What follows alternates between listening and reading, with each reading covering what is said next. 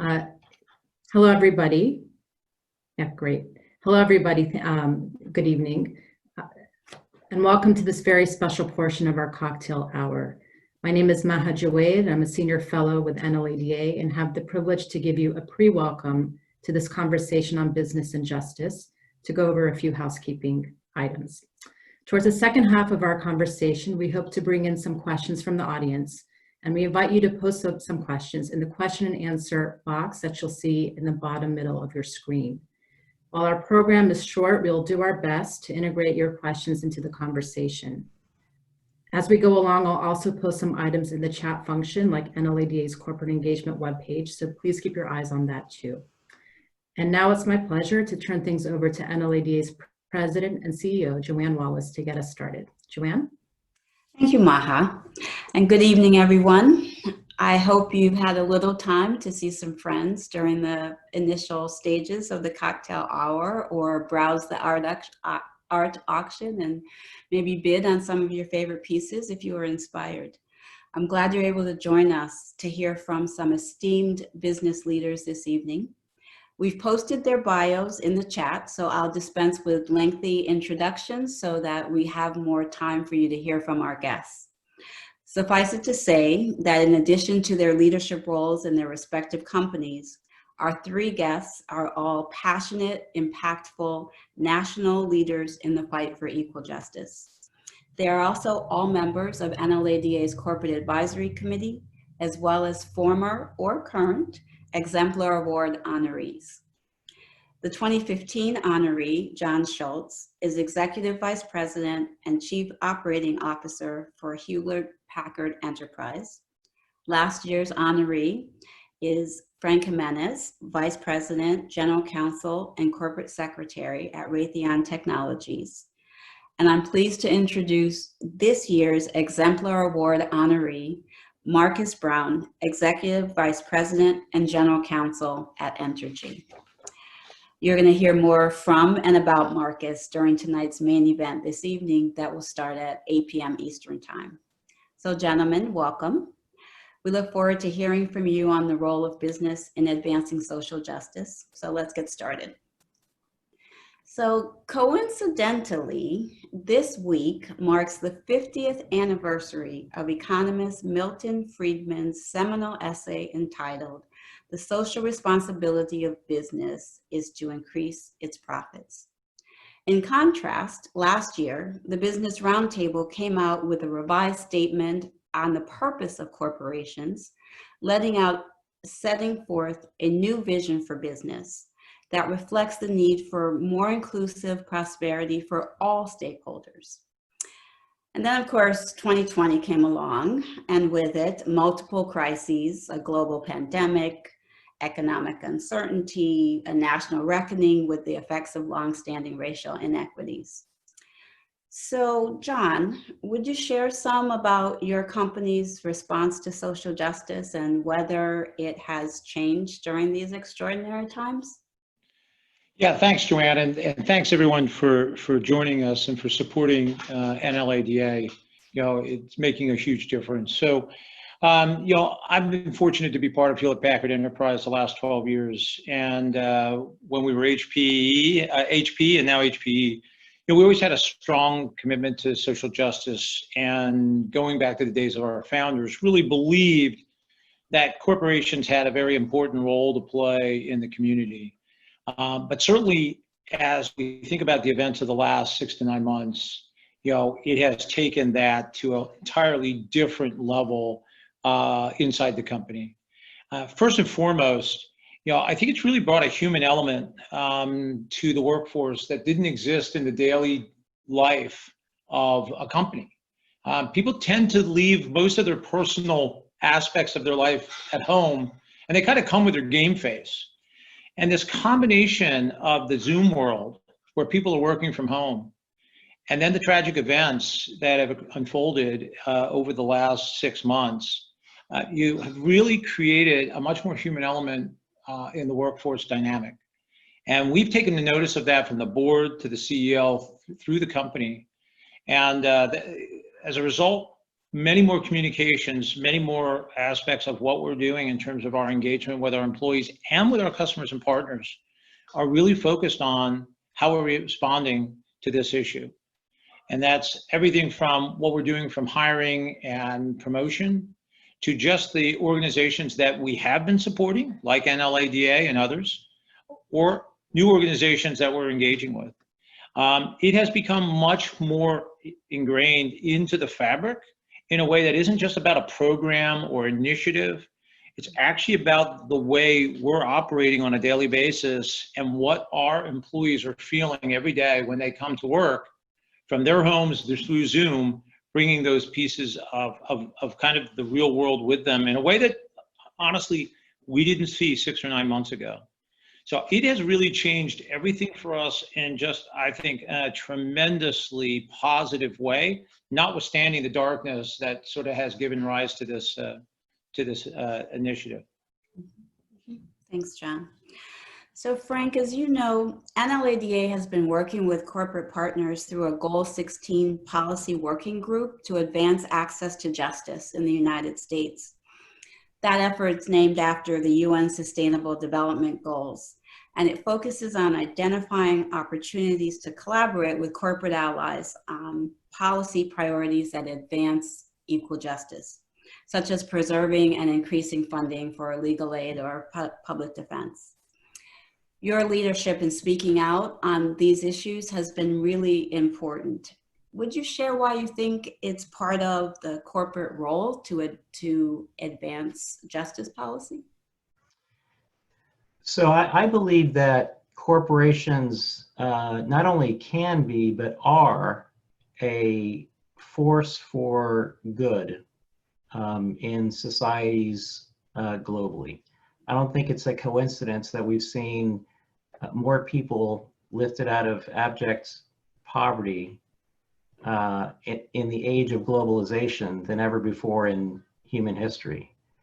And, you know, we wouldn't be able to have this conversation were it not for corporate innovation and creativity and activity through Zoom and our hardware. That said, it's, you know, no secret that because of problems in societies globally, not least inequality, that not everyone sees corporations as a force for good. And so even if you put aside, and I'm not saying we should do this, put aside issues of morality, but if you look at it only through the lens of self-interest for corporations, it's in their self-interest to advance social justice for at least a couple of reasons. One of them is that it would help legitimize them in the eyes of those who suffer from the inequalities and other problems that keep people from seeing corporations as good moral agents. You know, secondly, and perhaps more importantly, you know, I know Raytheon Technologies is not alone. Every major company in America is thinking harder about this now than ever before. It's really important for our company's workforce to look like America, not just because the research shows that diverse groups are better groups, but also because diverse groups make each member of the group make it more likely that they'll feel like they're part of the group. So it's good for companies to diversify. And as we are setting ourselves up now for our 2021 and beyond diversity and inclusion goals and comparing where we are now in representation versus where we want to be, you know, one of the things that we notice is the gap between the diversity in the executive ranks of America and diversity in the general population of America. And, you know, that's not surprising given decades, if not centuries, of oppression and inequality. But one of the reasons for that gap is the justice inequality in America. So if corporations can play a role in setting that straight, it actually would help them fill their pipelines with more diverse talent. Thank you. So Marcus, we were talking earlier that you were bracing, but I think maybe missed Hurricane Sally. But we know that there was just recently a hurricane that really did wreak havoc in your region. I hope everyone there, your loved ones, are all safe and well. But can you share how Entergy responds to these moments of disaster beyond the everyday work that you do, of course, helping make sure the lights stay on? Uh-oh. It looks like Marcus is frozen. Yes, I think That's that's what you mentioned, the light staying on. there you go. So I think that might be a good time to see if we have a question. Maha, are there some questions in the chat that you'd like to share? And hopefully we'll get Marcus back on. So certainly, yes. I'm going to make sure I'm unmuted. Wonderful. We have a question from a colleague, Alyssa Jimenez, from the Pathfinders for Peaceful, Just, and Inclusive Societies. And she asks, have you seen business colleagues across the globe engage in justice in the same way we are seeing in the US? What advice or thoughts do you have on connecting these national calls to action across the globe? And I should just say that NLADA is pleased to be partnering with the Pathfinders on advancing some of this work on the global stage as well. I see some head shaking. Yeah. Well, I'm happy to jump in, and I'm sure Frank's got thoughts. The short answer is absolutely. I'm seeing it both inside our own company and then externally. Within my own organization, I've got there are 1,500 or so people on my team spread out throughout the world, and I've been doing virtual happy hours and coffee breaks and the like, and have talked to pretty much everyone since March.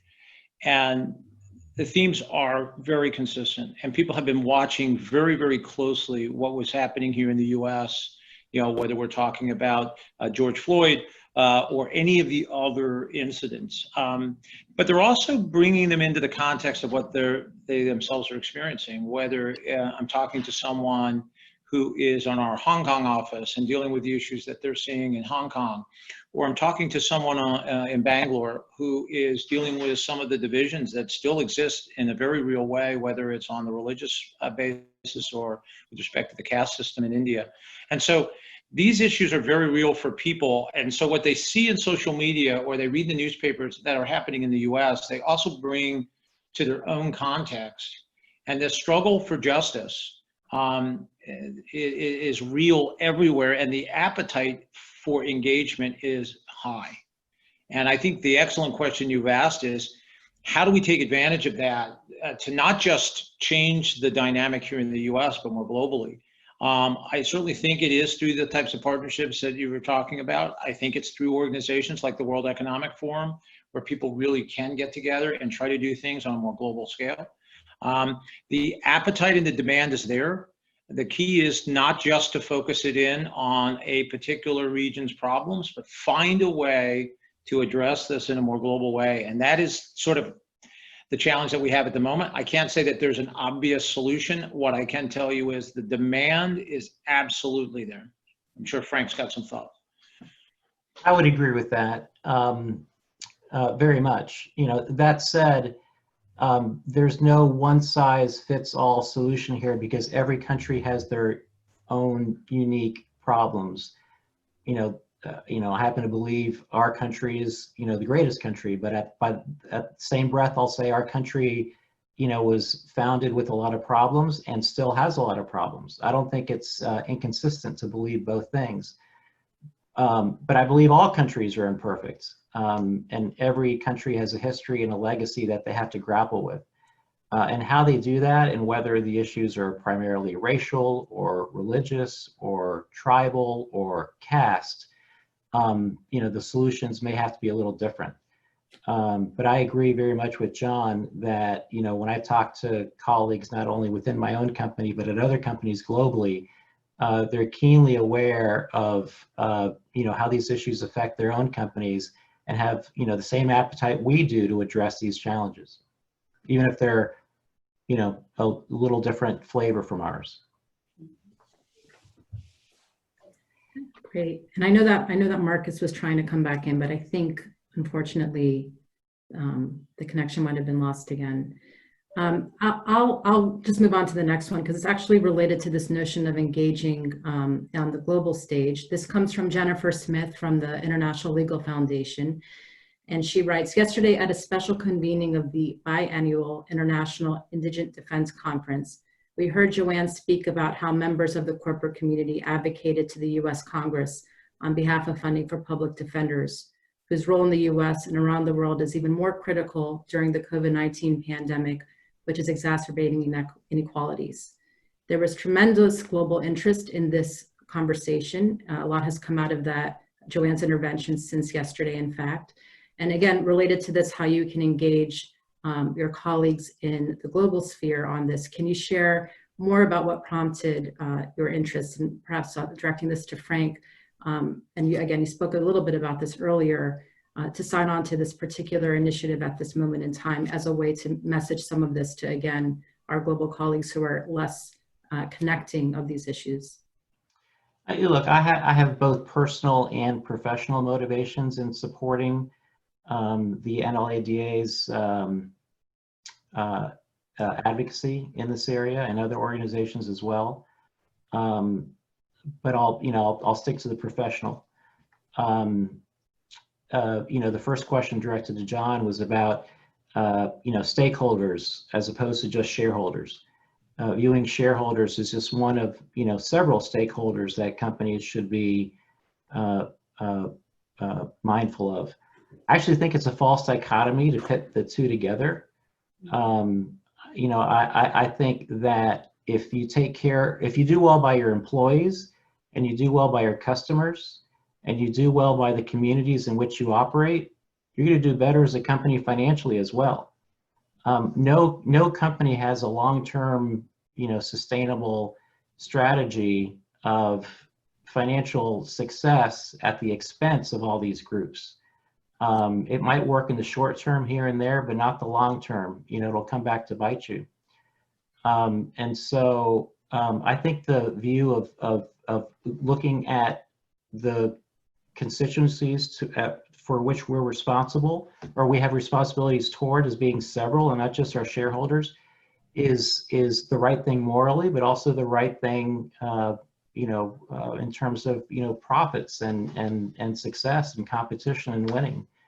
And so among those stakeholders is the communities in which we operate.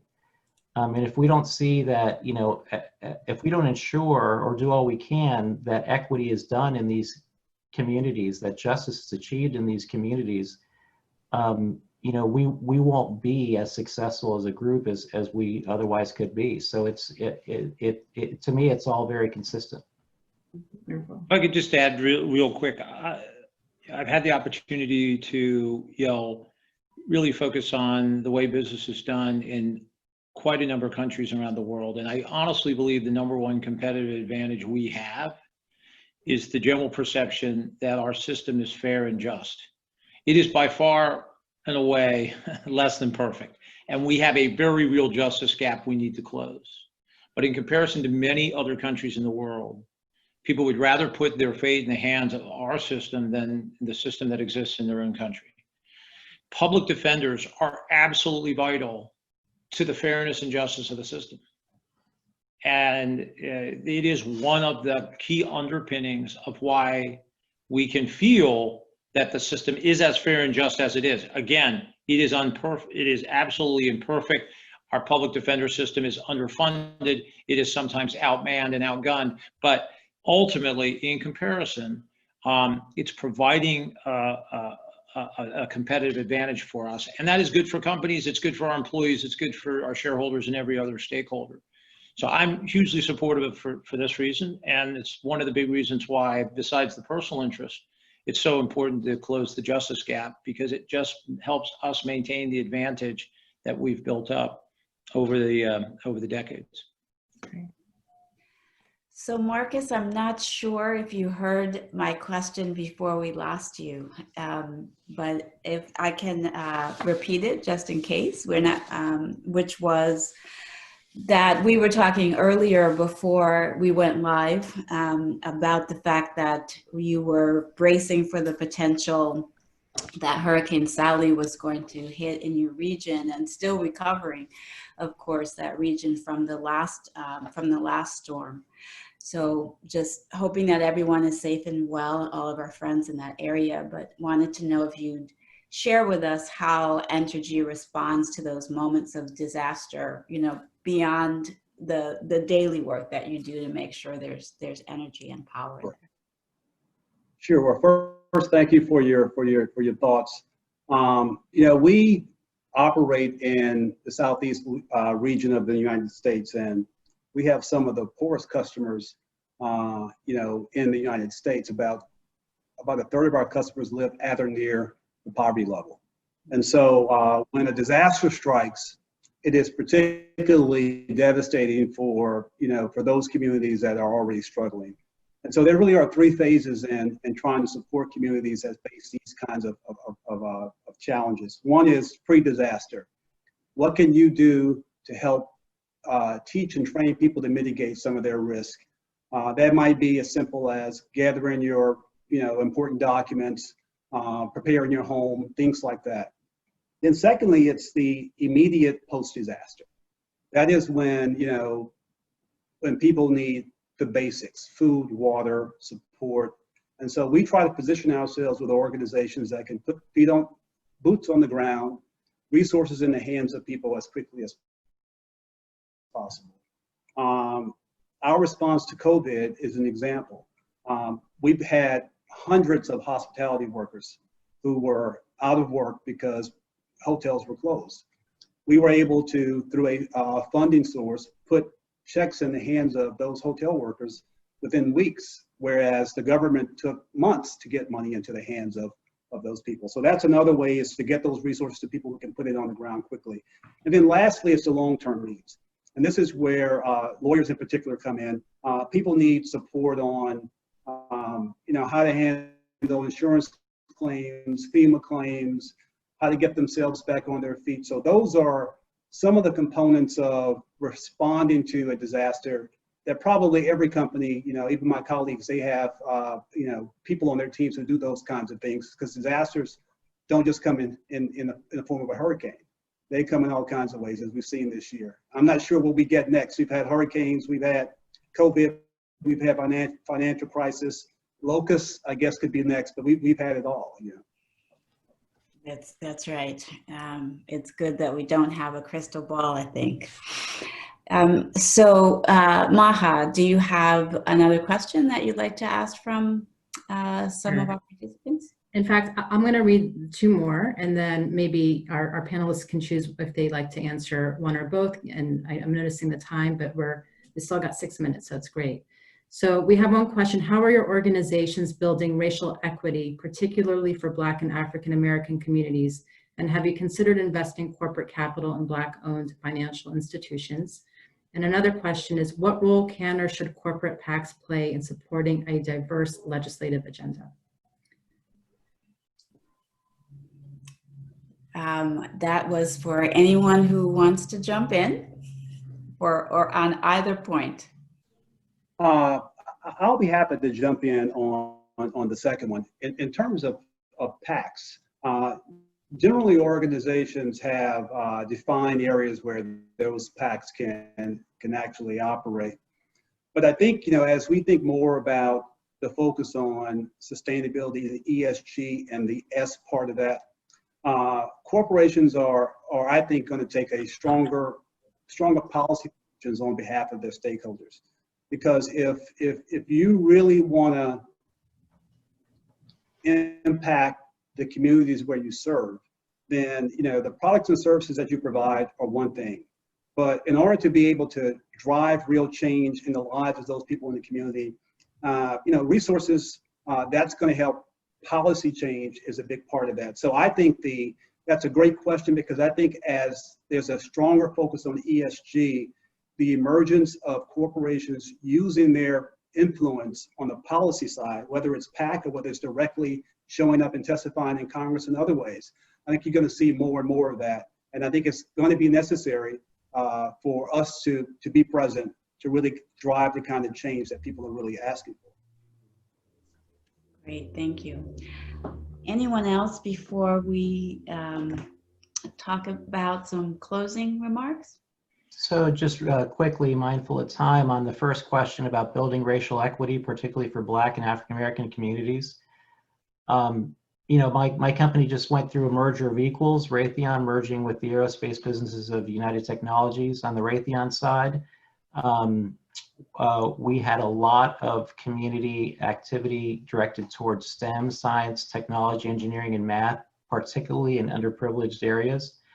On the United Technologies side, a lot of their corporate activities were community-based activities were focused on closing the educational opportunity gap in minority areas. And so now we're continuing both of those efforts as a combined company. And I'd just add, Joanne, very similar for us on the Hewlett Packard Enterprise side. And I think that the community outreach work that previously existed, continues and has been amplified. And we've created a social justice organization specifically focused on that. But, in some ways, I think the other way to make the most difference is with your own team, your own employees, your own organization. And it's going beyond things like inclusion and diversity training and hiring practices, but ultimately going to look at what are your promotional practices? How are people moving through your organization? And is there unconscious bias, not on the basis of doing training or the like, but actually looking at the career trajectories of everyone in your organization? We just undertook that analysis ourselves, and we've been very focused on this for years. But you will see pockets that are concerning if you haven't done the analysis. It's also going beyond inclusion and diversity training and moving into things like active partnership with things like allyship and how to be a good ally. So lots of those things happening, I think, inside of many companies. And I think it's not just the impact in the larger community, but it's in our own communities where we have even a stronger ability to engage. And I think that's what gives me such hope and optimism for the future here. Great. So maybe we'll just ask the final question of if there are other business colleagues listening in who haven't really embraced the notion that social justice is important, working with members of our community or any of the other great social justice organizations. What would you say to them to encourage them to hop in? Well, I'll start. If 2020 didn't prompt you to do it, I have no idea what possibly could. I mean, this has been the year that I think really has shown why this is so important, why you need to be doing this, as part of the fabric of your company and your own organization. I mean, a lot of people are feeling a lot of pain at the moment, and it's not just because of COVID, right? It's because of what we've seen happen in our cities, what we've seen happen with African American males. This is the time for us to make the difference. And if this isn't going to get you off the couch and off the bench and into the game, then I'm not sure what will. But I'm certainly happy to have a call with anyone to talk about what we've been doing, why it's made such a difference for us, and why we're so passionate about it. Same. Look, the status quo, the old ways of approaching society's problems clearly haven't worked as well as they should have. Otherwise, you wouldn't be seeing this reckoning we're seeing. You wouldn't be seeing the outpouring of, pain and emotion triggered by these events. And regardless of where you are in the political spectrum, I think everyone would agree with Abraham Lincoln that a house divided cannot stand, and it will fall. And if you care about this country, whether on this side of the spectrum or that side of the spectrum, you have to care about the people on the other side, and you have to work with them, because you need them, because without them this country can't stand. And so if the old ways haven't worked, let's try something new. Marcus, you get the last word if you're with us. And if not, you are going to be hearing a lot more from Marcus later on. So let me just say to each of you, thank you very much for joining us and for your insightful remarks.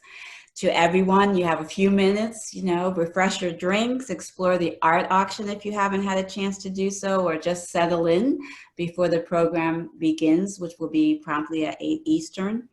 And if you'd like to continue the conversation, we welcome you to join us. And there's a breakout room that's in the chat, posted in the chat, that you can easily just go over to, and we can keep talking until the program starts at 8. Thank you again. Take care. Have a lovely evening.